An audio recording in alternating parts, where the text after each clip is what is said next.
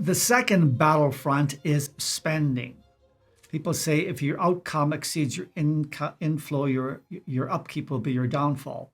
So, in terms of spending, Proverbs has a lot to say about spending.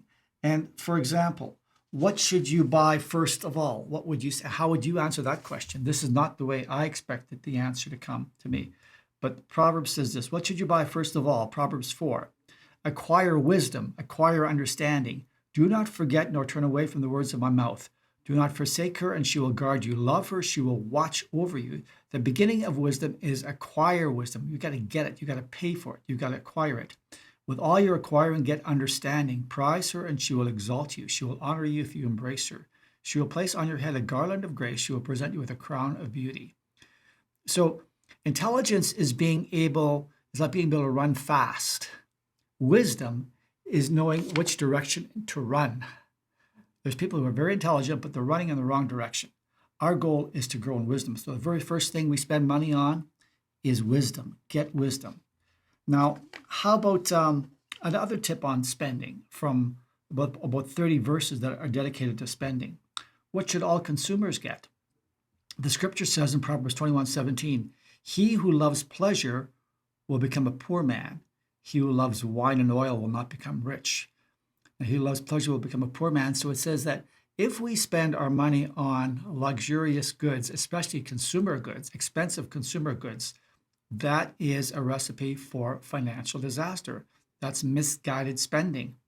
There's people who could buy a car for $5,000 or even $10,000 or $20,000, but instead they want to spend $80,000. Well, they're not buying transportation, they're buying status and an image. So he who loves pleasure will become a poor man. And here's one about another tip. How does self-control help in financial success?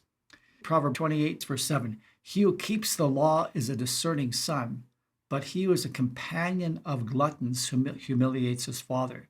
Overconsumption is another step towards financial disaster.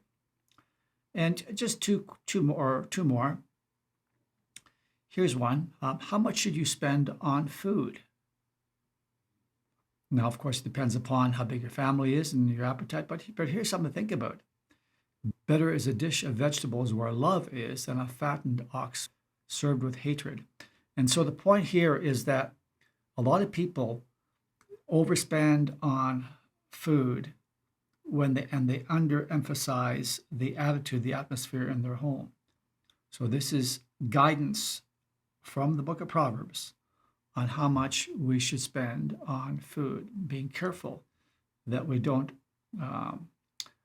ignore the soft components towards true joy and satisfaction. And here's another question. Does pornography aid the economy?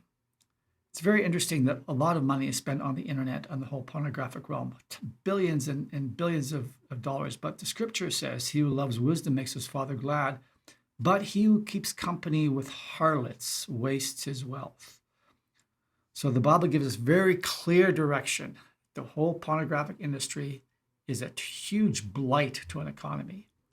He who keeps company with harlots wastes wealth. Waste wealth. So, in terms of spending, those are a few of the approximate 30 verses that could give us a lot of direction on how we can improve our spending and be victorious on this battlefront.